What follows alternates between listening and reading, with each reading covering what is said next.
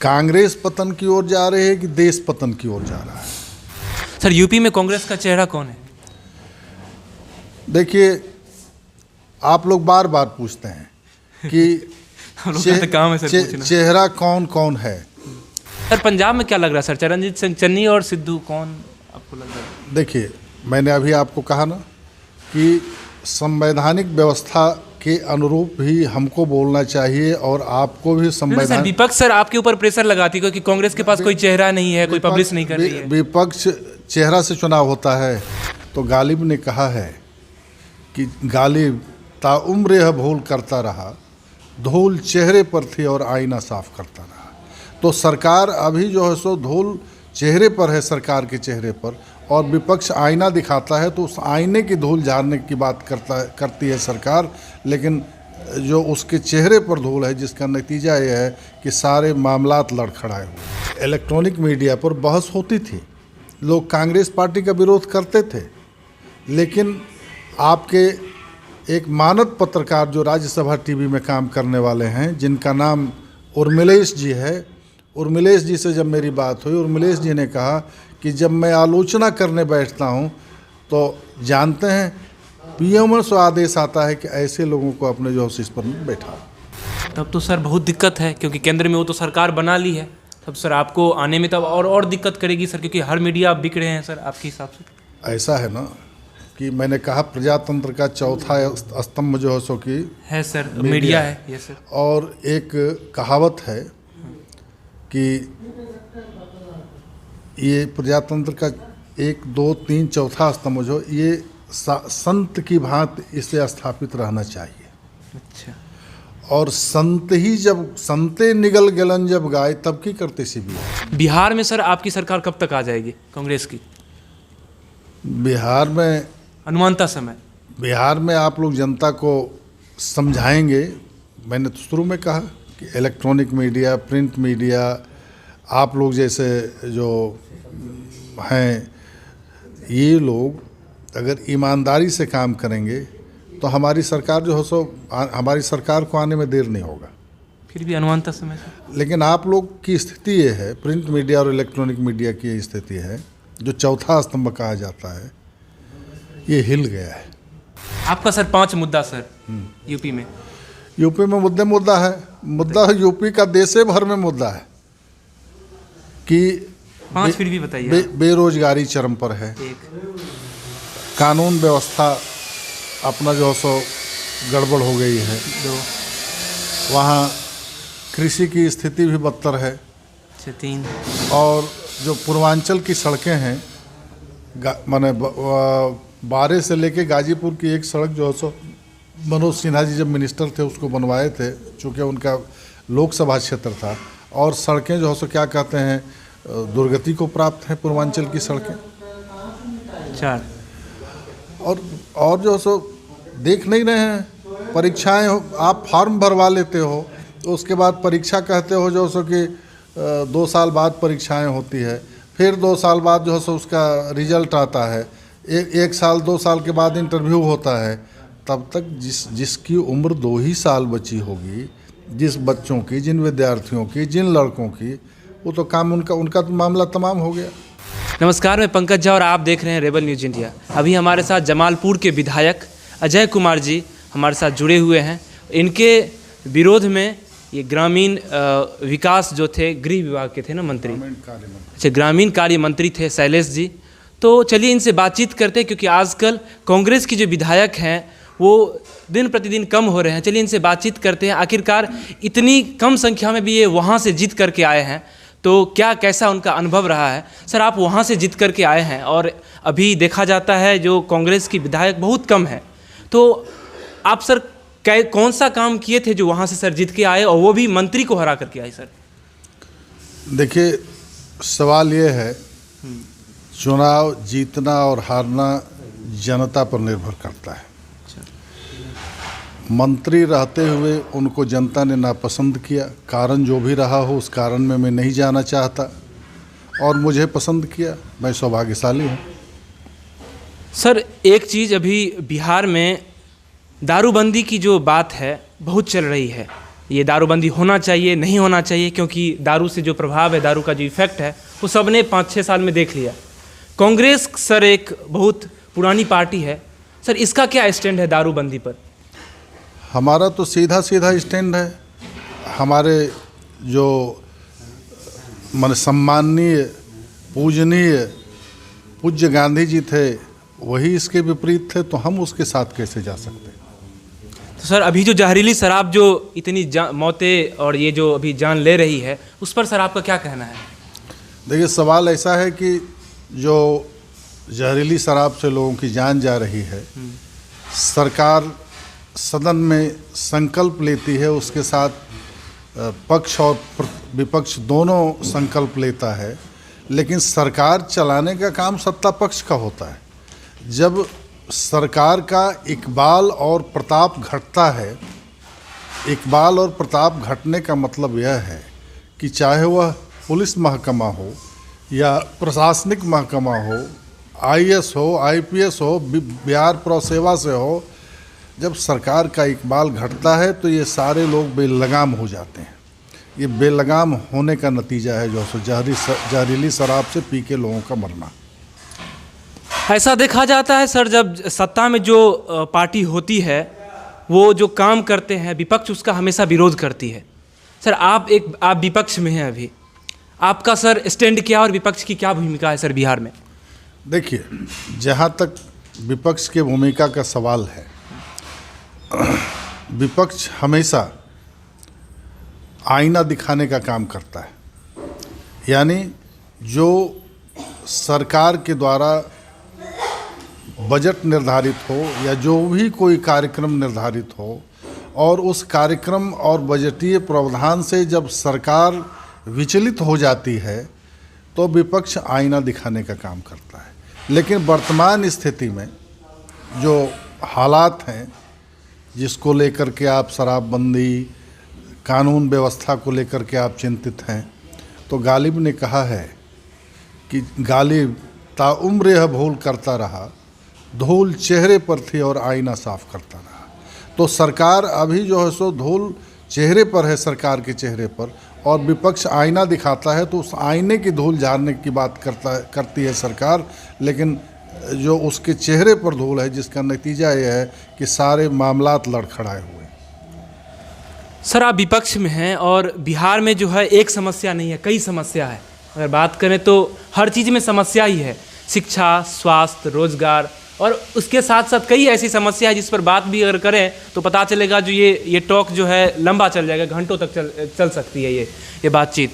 तो सर विपक्ष कौन सी मुद्दा को सबसे ज़्यादा मतलब आप कह सकते हैं जो तवज्जो दे रही है, और किस पर सरकार को फोर्स करिए काम करने के लिए? देखिए, कांग्रेस पार्टी की सरकार 30 साल 32 साल से बिहार में नहीं है। बिहार के लोगों ने हमें सत्ता से बाहर किया 32 साल पहले। 32 साल पहले जो विकास की स्थिति थी, जो सामाजिक सुकून की स्थिति थी, जो माने एक व्यवस्था थी, सुचारू ढंग से चल रही थी, 30 साल के अंतराल में हर मामला, चाहे वो आपने शिक्षा की बात कही हो तब, चाहे आपने स्वास्थ्य की बात कही हो तब, चाहे आप कृषि की बात करते हो तब, आप सिंचाई की बात करते हो तब, बजट हर दिशा के लिए बनता है, लेकिन उसका उपयोग सही ढंग से उस दिशा में हो नहीं पाता है। तो जिसका कार्यान्वयन होना चाहिए, जिसके रास्ते कार्यान्वयन होना चाहिए, वो या तो वहाँ भी कुछ न कुछ जो सब झोल है, उसको कार्य रूप देने में जो सिस्टम है वहाँ झोल है। तो ये आज आप देख रहे हैं ना कि फलाना इंजीनियर पकड़ा रहा है, जो करोड़ों करोड़ की संपत्ति उसके यहाँ जब्त हो रही है, ये दस्तावेज जब्त हो रहे हैं, तो इसका क्या माने है? वो सिर्फ उसके यहाँ करोड़ों नहीं पकड़ा रहा है, उसके साथ जो है और लोग भी हैं जो कहीं उनको नहीं ओपन किया जा रहा है, उनको नहीं दिखाया जा रहा है कि उनके यहाँ क्या है। तो ऐसी परिस्थिति में हम जब स्वस्थ मानसिकता के साथ, सेवा भाव के साथ, लोगों को मदद करने की इच्छा के साथ जब सरकार चलती है तो सारा मामला शिक्षा, कृषि, स्वास्थ्य सब अपने रास्ते चलता है, और जब मानसिकता बिगड़ जाती है तो सब रास्ते भटक जाते हैं। सर, ऐसा देखा जा रहा है जैसे कांग्रेस का जो शुरुआत में जो स्थिति थी, अब जो स्थिति है वो एक पतन की ओर जा रही है सर, क्योंकि हर जगह जैसे केंद्र में भी जो पहले सीट आती थी, जितनी भी एमपी थे, और अभी जो राज्य में आप बात करते हैं, अलग अलग राज्य की भी अगर बात करते हैं तो कांग्रेस एक सर नीचे दिशा की ओर जा रही है। तो सर आपको क्या मानना है, कौन सा फैक्टर है? क्या ये परिवारवाद है या कोई फैक्टर है जो आपको लग रहा है इस कारण से कांग्रेस पतन की ओर जा रही है? देखिए, इसको ठीक से समझने की ज़रूरत है। कांग्रेस पतन की ओर जा रही है कि देश पतन की ओर जा रहा है? दो बातें यहाँ सामने आती हैं। देश में बनने वाली सरकार या प्रदेश में बनने वाली सरकार, आप बिहार का ही को देख लीजिए। वोट जो है, मतदाता जो हैं, वह तय है कि कौन किस दल को वोट करेगा। तो उस वोट से बनने वाली सरकार जो है उसकी एक ही आंख खुली रहेगी, दूसरी आंख बंद रहेगी। केंद्र की अभी वर्तमान सरकार जो है, अभी आपने देखा कि उत्तर प्रदेश में 80 और 20% का नारा दिया गया, और लगातार सांप्रदायिकता के नाम पर जो वोट का पोलराइजेशन कराया जा रहा है, जो वोट का ध्रुवीकरण कराने की बात हो रही है, तो उससे बनने वाली सरकार जो है उसकी भी एक आंख एक तरफ बंद हो जाएगी और एक ही तरफ खुली रहेगी। तो आप पत्रकार बंधुओं से मैं सादर निवेदन करना चाहता हूँ, ऐसे मतों से बनने वाली सरकारें बन तो जाती हैं, इसमें कोई दो राय नहीं है।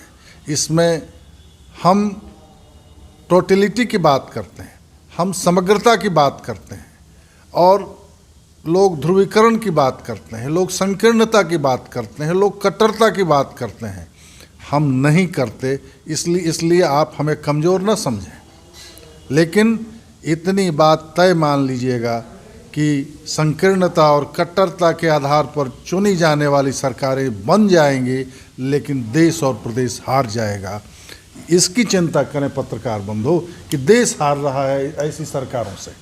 आपने कहा सर कांग्रेस नीचा जा रही है या देश नीचा जा रहा है, ठीक, इसका क्या मतलब सर? कांग्रेस पार्टी अगर नीचे की तरह जा रही है तो मतलब देश ही नीचे जा रहा है सर? देखिए, मैंने ये नहीं कहा, मैंने कहा कि कांग्रेस पार्टी समग्रता की बात, पूरे भारत में बहुभाषीय, बहुधर्मीय, बहुजातीय लोगों के एक होने पर विश्वास करती है, और इनके एक होने से एकता और अखंडता देश की सुरक्षित रहेगी, इसमें भरोसा और विश्वास करती है। कांग्रेस संकीर्णता और कट्टरता में विश्वास नहीं करती। और जब गांधी इस देश में आए थे तो अफ्रीका से लौट के, तो गोखले ने कहा कि गांधी हिंदुस्तान का आंदोलन जो है उसका स्वरूप बहुभाषीय, बहुधर्मीय, बहुजातीय है। गांधी ने इन सारे विषयों को संकलित करके अंग्रेज़ों के खिलाफ लड़ाई लड़ी थी, तो देश आज़ाद हो गया था।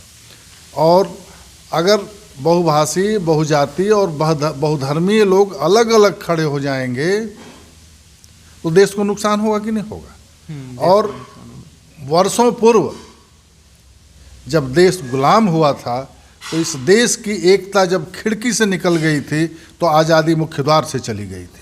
मैं ये कह रहा हूँ, देश को इससे खतरा है। कांग्रेस पार्टी इसके लिए चिंतित है कि देश की आज़ादी खिड़की से मत निकले, देश की एकता खिड़की से मत निकले, इसके लिए कांग्रेस पार्टी चिंतित है। और इसलिए कांग्रेस पार्टी समग्रता की बात करती है, बहुभाषीय, बहुधर्मीय, बहुजातीय लोगों की बात करती है। लेकिन वैसे दल जो जातीय, बहुभाषा के आधार पर, धर्म के आधार पर भारत के प्रजातंत्र को नुकसान पहुंचाने की बात करते हैं, इसलिए मैं कहता हूं कि कांग्रेस के जो विचार हैं वह देश को सुरक्षित करने वाले विचार हैं। और अन्य दलों के विचार जो हैं, जो अभी केंद्र में सरकार है, बिहार में सरकार है या उत्तर प्रदेश में सरकार है और बनने वाली है, जो सरकार है उत्तर प्रदेश में, ऐसी सरकारें जो हैं ये देश को कमज़ोर करने वाली सरकार है। और ये मतों के ध्रुवीकरण पर जो है सो ये चल रही हैं। इसलिए आपको ऐसा लगता है कि कांग्रेस पार्टी को जो है सो बहुत विधायक नहीं है, बहुत जो है सो क्या कहते हैं सांसद नहीं है, ये आप कह सकते हैं। लेकिन कांग्रेस पार्टी के विचार से ही देश आगे बढ़ेगा, देश में सुख और समृद्धि की बात होगी। और जो वर्तमान सरकारें चल रही हैं इससे इनकी सरकारें बनती हैं लेकिन देश की सुख और समृद्धि को नुकसान पहुंचता है, इसलिए देश हार जाता है। आपने कहा सर, बार बार जितने भी बात आप बता रहे थे उसमें यूपी का बात जिक्र कर रहे थे आप। अभी यूपी के चुनाव जोर शोरों से चल रही है सर, और कह रही थी जो सरकार यूपी में है और जो बनने वाली है, तो क्या सर आपको लगता है वहाँ पर कांग्रेस की सरकार नहीं बनेगी? नहीं, मैंने ऐसा कब कहा कि कांग्रेस की सरकार नहीं आप बोला जो यूपी की सरकारें अभी जो है, केंद्र में जो सरकारें हैं, यूपी की जो सरकारें हैं और जो बनने वाली है, वो ये देश सांप्रदायिकता फैला रही है, तो क्या सर आपको लगता है वहाँ पर कांग्रेस की सरकार नहीं बनेगी? मैंने ये बात इसलिए मैंने कहा कि आपके जैसे जो पत्रकार बंधु हैं, जो मैंने सवाल उठाया है, अगर आप लोग ज़ोर शोर से, चाहे इलेक्ट्रॉनिक मीडिया हो, प्रिंट मीडिया हो, ऐसे सवाल अगर ज़ोर शोर से उठाएंगे जिससे वोटों का ध्रुवीकरण नहीं होगा, तो सरकार तो हमारी बनेगी। जरूर सर, जोर शोर से उठाएंगे, क्योंकि पंजाब में कांग्रेस की सरकार है और यूपी में बीजेपी की सरकार है। अगर पर कैपिटा इनकम की बात करें तो ना पंजाब में लोगों की पर कैपिटा इनकम बढ़ी है। पर कैपिटा इनकम जिससे लोगों की जो इनकम होती है वो बढ़ती है और उसकी आर्थिक कह सकते हैं उसका विकास होता है। ना पर कैपिटा इनकम पंजाब में बढ़ी ना यूपी में बढ़ी। तो सर हम तो दोनों सवाल उठाते हैं, हम बीजेपी की भी सवाल उठाते हैं, कांग्रेस की भी सवाल उठाते हैं। उस पर सर आप क्या कहना चाहते हैं? क्योंकि हम तो दोनों सवाल उठाएंगे। देखिए, सवाल ये है, पर कैपिटा आमदनी जो है देशे का नहीं बढ़ा है। पंजाब और उत्तर प्रदेश की क्या बात करते हैं, पर कैपिटा आमदनी क्यों नहीं बढ़ी? सवाल सबसे बड़ा ये है कि जब नोटबंदी हो गई, जीएसटी लागू हो गया, तो नोटबंदी जैसे हुई वैसे ही असंगठित क्षेत्र के सारे रोजगार बंद हो गए। असंगठित क्षेत्र चरमरा गए, लघु और मध्यम उद्योग जो है सो परेशानी में पड़ गए। तो आप देखे होंगे कि नोटबंदी के कारण जो है सो बहुत सारे असंगठित क्षेत्र, मध्यम उद्योग जो हैं बंद होने के कगार पर हुए और उसमें काम करने वाले लोग यहाँ आ गए। इतना ही नहीं, जीएसटी से तो हमारे व्यापारी भाइयों को तकलीफ हुई। जब कोरोना आ गया तो इससे तो देश प्रभावित हो रहा है 2 साल से। और कोरोना के आने से लोग जो पैदल आ रहे थे अपने गांव में रोजगार छोड़ करके, तो हम कमाएंगे, हमारी जेब में पैसा होगा तब ना। जब हमको कामे नहीं रहेगा, हमारी जेब में पैसा नहीं होगा, तो पैर और वो पैसे का जो है सो रोटेशन नहीं होगा, पैसा जो है सो बाज़ार में नहीं जाएगा। हमारे नेता राहुल गांधी जी ने कहा कि आप कोरोना के समय में लोगों को, जो परिवार हैं जिनको चिन्हित करके बीपीएल परिवार हैं या सीमांत कृषक हैं, इनको आप 6,000 रुपया दीजिए 6 महीने तक। जब पैसा बाज़ार में आएगा तो पैसा रोटेट करेगा, वो दुकान जाएगा, दुकान से सामान खरीदेगा तो जो कंपनी वाला मध्यम और लघु उद्योग वाले हैं उससे जो है सो उसको बनाएंगे, उसका प्रोडक्शन होगा, उसका उत्पादन होगा। तो यहाँ तो हमारे और आपके जेब से पैसे नहीं था तो हम बाज़ार में जो सो जाते कहाँ, क्या खरीदते? जब खरीदेंगे नहीं तो उत्पादन ठप हो जाएगा। ये तो बात सही है सर। सर यूपी में कांग्रेस का चेहरा कौन है? देखिए, आप लोग बार बार पूछते हैं कि चेहरा कौन कौन है।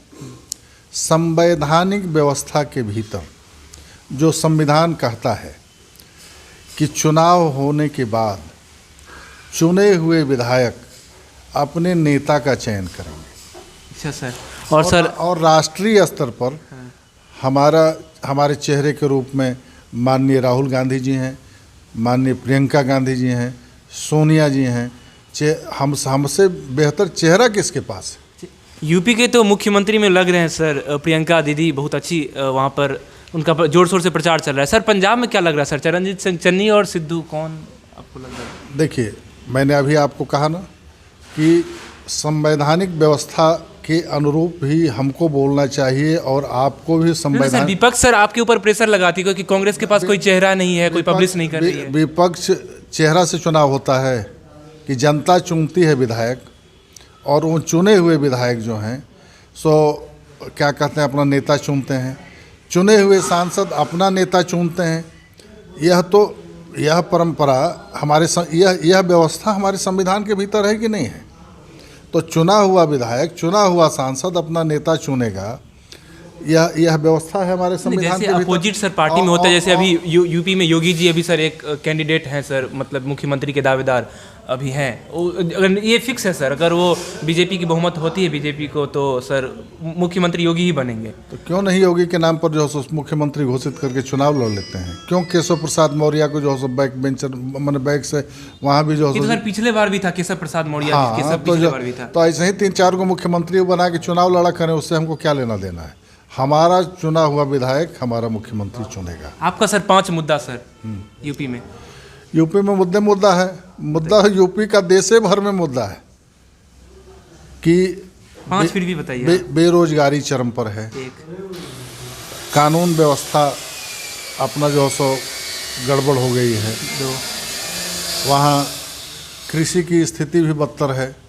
3 और जो पूर्वांचल की सड़कें हैं, माने बारे से लेके गाजीपुर की एक सड़क जो है सो मनोज सिन्हा जी जब मिनिस्टर थे उसको बनवाए थे, चूँकि उनका लोकसभा क्षेत्र था। और सड़कें जो है सो क्या कहते हैं, दुर्गति को प्राप्त हैं पूर्वांचल की सड़कें। 4 और जो है सो देख नहीं रहे हैं। परीक्षाएं आप फॉर्म भरवा लेते हो, तो उसके बाद परीक्षा कहते हो जो सो कि 2 साल बाद परीक्षाएं होती है, फिर 2 साल बाद जो है सो उसका रिजल्ट आता है, 1 साल 2 साल के बाद इंटरव्यू होता है। तब तक जिसकी उम्र 2 ही साल बची होगी, जिस बच्चों की, जिन विद्यार्थियों की, जिन लड़कों की, वो तो काम उनका तो मामला तमाम हो गया। तो काम फटाफट होना चाहिए ना। आपको ज़रूरत में देश में, प्रदेश में, उत्तर प्रदेश में अगर 50,000 शिक्षकों की बहाली करनी है तो उसको कर देना चाहिए ना। नहीं करना चाहिए क्या? कर देना चाहिए। तो वो 5 साल 7 साल क्यों लगाते हो उसमें आप जो? ये तो बात है सर। सर एक क्वेश्चन, लास्ट क्वेश्चन मैं आपसे पूछना चाहता हूँ, बिहार में सर आपकी सरकार कब तक आ जाएगी कांग्रेस की? बिहार में अनुमानता समय? बिहार में आप लोग जनता को समझाएंगे।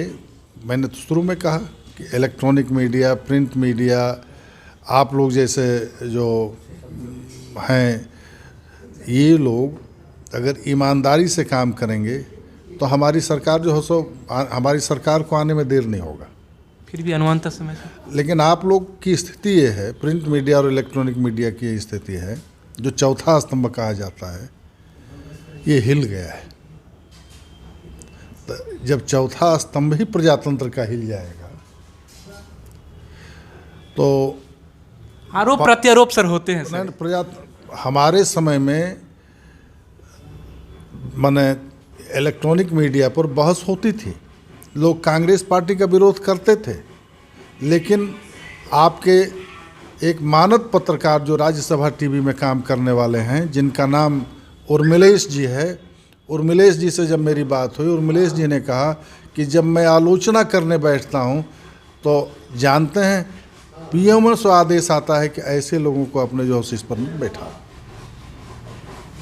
तो जब प्रजातंत्र का ये चौथा स्तंभ ही गूंगा हो जाएगा तो देश दिग्भ्रमित हो जाएगा, प्रजातंत्र को नुकसान होगा, और आप जिस दिन ठीक हो जाएंगे हमारी सरकार आ जाएगी। तब तो सर बहुत दिक्कत है, क्योंकि केंद्र में वो तो सरकार बना ली है, तब सर आपको आने में तब और दिक्कत करेगी सर, क्योंकि हर मीडिया आप बिक रहे हैं सर आपके हिसाब से। ऐसा है ना कि मैंने कहा प्रजातंत्र का चौथा स्तंभ जो है सो कि है सर, मीडिया है ये सर। और एक कहावत है कि ये प्रजातंत्र का 1, 2, 3 चौथा स्तंभ जो ये संत की भांति इसे स्थापित रहना चाहिए। अच्छा। और संत ही जब संते निगल गलन जब गाय तब की करते सी भी आए। अच्छा। एक यहाँ मागधी कवि थे नवीन जी, कहते थे कि संते निगल गलन जब गाय तब की करते सी भी आए। जब हमारा चौथा स्तंभ ही डर रहा है, वो निर्भीक नहीं है, आज़ादी के लिए निर्भीक होना जरूरी है, और जब हमारा यह स्तंभ निर्भीक नहीं है तो प्रजातंत्र खतरे में। बहुत बहुत धन्यवाद। Thanks for watching Rebel News India. Stay tuned for more updates. Don't forget to like, share and subscribe.